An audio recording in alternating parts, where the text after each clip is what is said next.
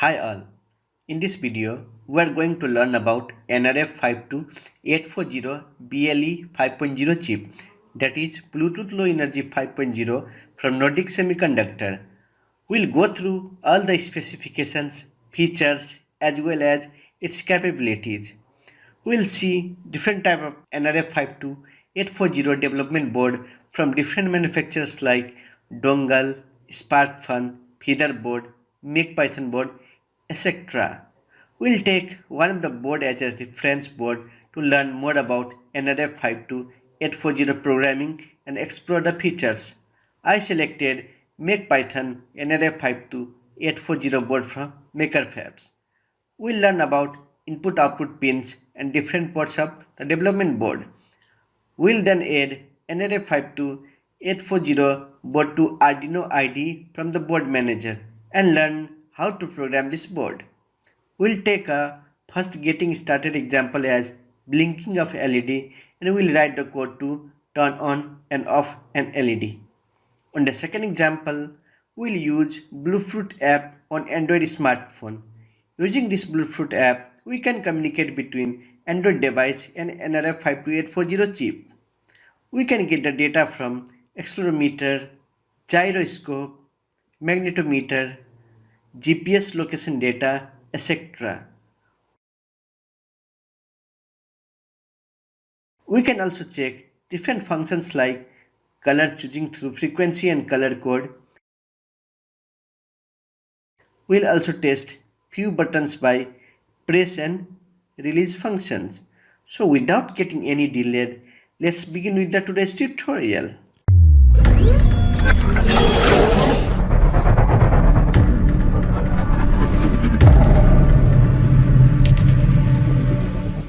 The NRF52840 chip is manufactured by Nordic Semiconductor in Norway. It has a Bluetooth Low Energy 5.2 feature that is a replacement of BLE 4.0. Let's see its specifications as well as its feature. It has an advanced single chip of 2.4 GHz multi-protocol system on chip. It is 32-bit ARM Cortex M4F processor. This board has an operating voltage of 1.7 volt to 5.5 volt and it has 1 MB flash with 256 kilobit of RAM. It supports for long range and has high throughput. It supports standard of 800.15.4. It has 48 GPIO, 1 QSPI, 4 SPI, 2 I2C, 1 I2S, 2 UART and 4 PWM pins. It has one chip, NFC and PPI. PPI is Programmable Peripheral Interface. Automated power management system that reduces the power to very low. It has configurable analog digital input output mapping and then it has a 12-bit ADC. It has a USB 2.0 controller which is extremely fast as compared to other USB port. Similarly, it has a support for digital microphone, that is a communication between a microphone and a mobile can be established using this Nordic NRF52840 chip. Now let's learn about its development board. So in the market you can see there are a lot of NRF52840 development. So the first one is NRF52840 Dongle. Then we have MDK development board. Similarly, we have Pro NRF52840 mini development board from Sparkfun. We have another NRF52840 development board. Similarly, we have this Chinese board from NRF. Similarly, we have MakePython NRF52840 board from Makerfabs. And then we have Arduino Nano 33 BLE Sense. We have this board as well. And then we have another board called Bluetooth Feather board. So all this board has basically the similar function. So I have selected one of the board. And the board is MakePython NRF52840 board. Don't get confused by the name MakePython. This board has a support for CircuitPython, Arduino IDE as well as the Seeger Embedded Studio. Now the best part of the board is it's cost only around $20. If you check the price of other boards, the cost will range from $30, $40, $50, even some boards cost about $70. So you can use this board as a reference. You can visit this link and get to know about the specification, pin details, and all the data whatever is required. I have given the link in the description. You can learn about it more. So this is the same board that I purchased from the same link. So this is the board as you can see here. The board is having NRF52840 chip and it has a long white antenna. You can see NRF52840 chip is embedded in the same development board.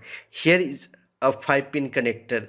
This is for establishing connection between J-Link and the board, which can be used for uploading the bootloader as well as the firmware. The board is having a display of 1.3-inch I2C OLED display. The board is having a micro USB port. Basically there are two micro USB port. We have reset pin as well as a flash pin. So you can see the one micro USB is on the front and another micro USB on the back side. So you can see on the left side and on the right side, on the top, on the innermost left and on the innermost right, everywhere there is a pin.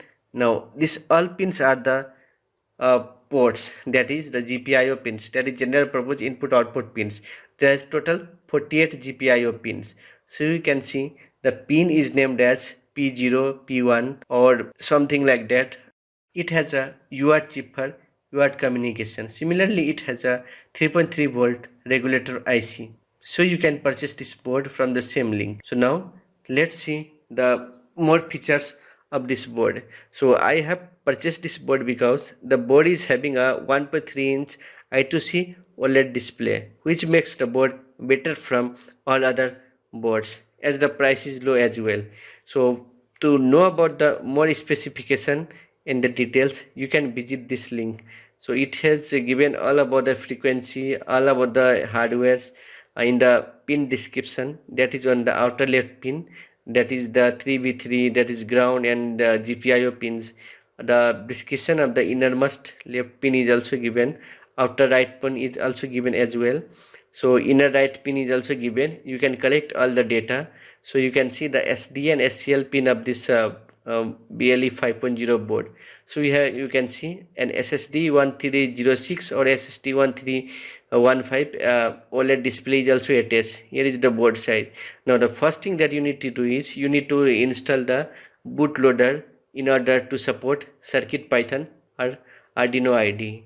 So in the website article I have explained how you can install the bootloader to this board. All the process are explained below. But in this board the pre-installed bootloader is already there, so you don't need to worry. You can directly use this board with the Arduino IDE. Now let us see how you can use this board with Arduino IDE. So copy this link and then open your Arduino IDE. In the Arduino IDE, click on Preference and in the additional board manager just paste the same link. Click on OK.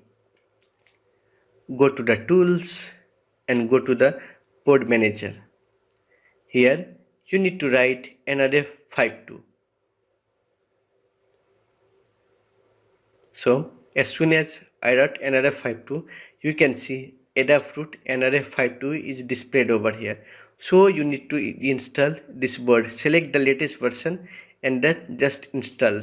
I have already installed the board, so it is showing the option. Okay, now let's first see the LED blinking program. So I'll copy paste the same LED program and do a little bit modification.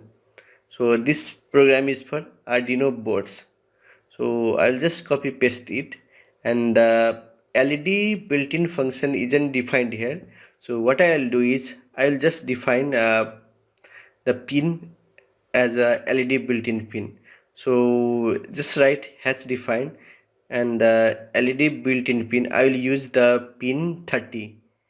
Okay, so I'll assign pin 30. Okay, so I have just assigned pin 30. Now go to the tools and then from the board just to go down, and here you can see there are many NRF52840 option. From here you can select Nordic NRF52840 DK chip with PCA 1006. Okay, and on the bootloader part, just leave it as it is. Debug label, just select 0, and then the port will appear once you connect the board to the computer. So now let us connect this LED to the board. So the ground is connected to ground, and the PCC, that is the positive pin, is connected to the GPIO 30, that is P030. Go to the tools. Now you can see the driver is already installed. So now just upload this code to the NRF52840 board. So as soon as the code is uploaded, on the console window you will see something like this: activating new firmware device program. If you don't see this, it means your connection or your board is not supported by Arduino. So here you can see the LED has started blinking.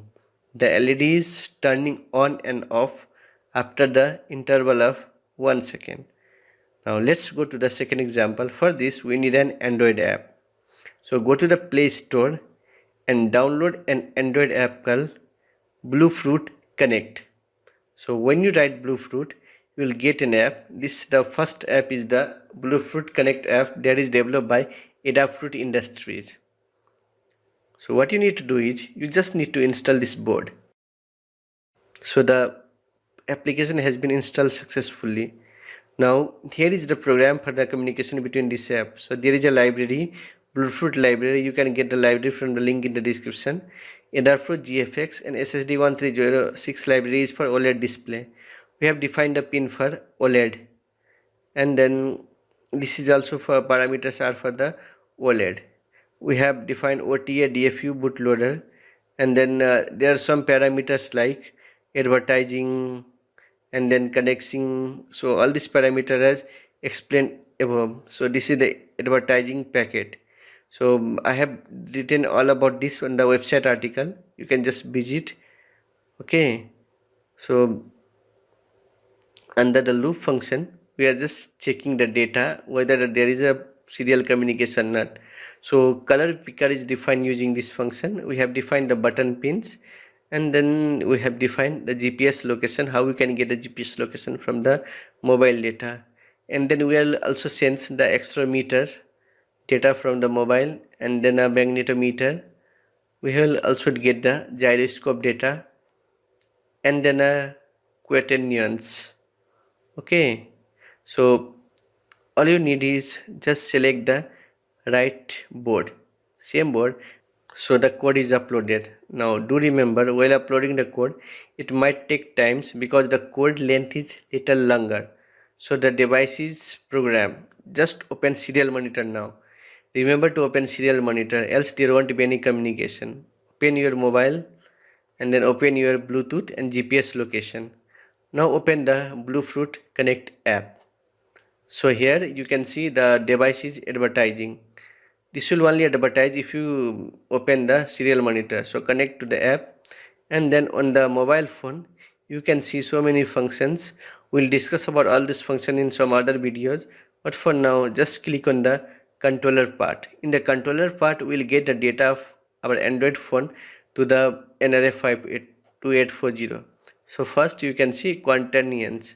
So you'll see the data from the mobile phone is transferred to the NRF52840, and the mobile phone is also having an accelerometer sensor. So you will get the data of mobile phone to this NRF52840. Similarly, we will get the gyroscope data, and then we will get the data of magnetometer as well.